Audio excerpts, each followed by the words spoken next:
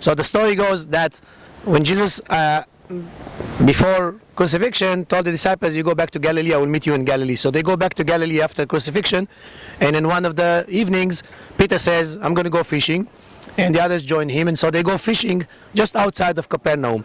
So if you look, Capernaum is basically behind the corner. If you would continue driving about 4 or 5 minutes, we would be in Capernaum. And when you step out of Capernaum, the open coast where you can fish is right here in front of us. So that probably was the fishing place of people from Capernaum.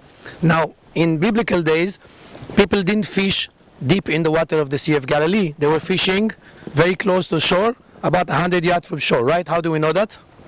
Because the Bible says that they were fishing 100 yards from shore, and it makes sense because, no, it makes sense also because the type of fishing that was used in biblical days was with nets, but they wouldn't fish with the type of nets that we have now. Because today when you have a net with tiny little holes, and you throw the net in the water and you pull, and the net closes, and whatever it gets, it gets.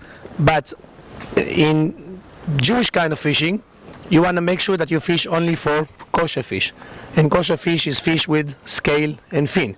So the holes of the net are rather big, and the net has to spread and cover the ground.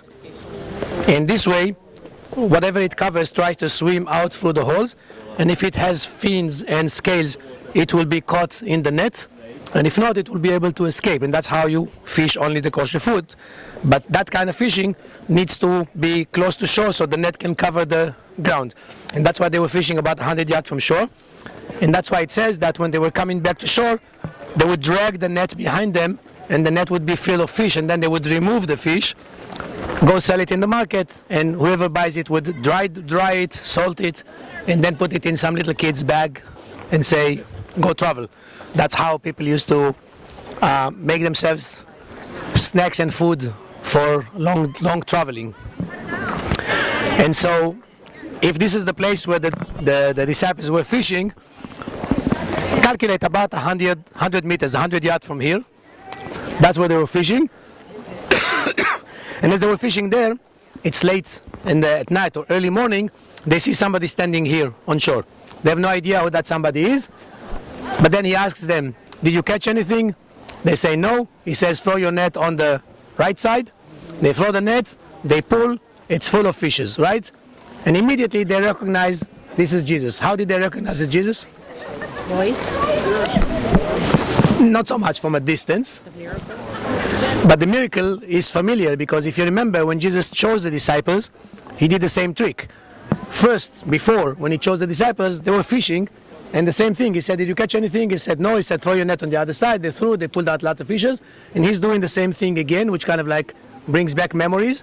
And so before they get out of the boat into the water, they know it's Jesus. And though they get out of the water, run through the water, which shows you that it wasn't that far, get here, there's charcoal fire, Jesus is here, preparing the breakfast for them, they eat, and then Jesus takes Peter aside to come to Jesus talk. 3 times asking him, do you love me, do you love me, do you love me, and then says, feed my sheep, feed my lamb. And that's called the primacy. Now why do you have to call this place Primacy of Peter? This is a Catholic concept, because remember that in Caesarea Philippi we said Peter was promised his primacy by Jesus, right? But then he lost it because he denied Jesus 3 times at the eve of the arrest. And so he had to regain it by this 3 times feed my lamb primacy. That's why it's called the Primacy of Peter. And that would take place over here on the coast, close to Capernaum, which is just on the other side, on the other angle of the sea.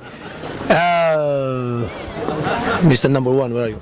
Anything? Can you explain the rock going into the church? Yeah, the rock, the church, again, I'm pretty sure that this is the place of that event. Not pretty sure that the rock where Jesus was actually preparing breakfast is the same rock inside the church. But tradition says that when you go into the church, you see a rock there. That's the rock where Jesus was preparing the breakfast. This is called in Latin Mensa Christi, the Lord's table. And that's why that church, that place is also called Mensa Christi. So it's a small church. When you go all the way, there's a rock inside, and that rock is the breakfast preparation place. And to help you out, when we're talking here, we've got a microphone, we got the whisperers when Jesus was talking. So as you read through the scriptures, picture any of these inlets work as a perfect pulpit if Jesus is in a boat. If the boats are here for fishing close by, and he says, okay, Peter, just push me off a little bit. So he just comes away, and now he has a small natural amphitheater for preaching without any amplification. What a beautiful church service, huh? You got this as the background to look at. We look at how we light our churches and everything. Yeah. You got the Sea of Galilee behind you, and Jesus was there doing that. What I would encourage you as you read through the scriptures, have these visuals in your mind again, and all of a sudden everything else comes to real life for you.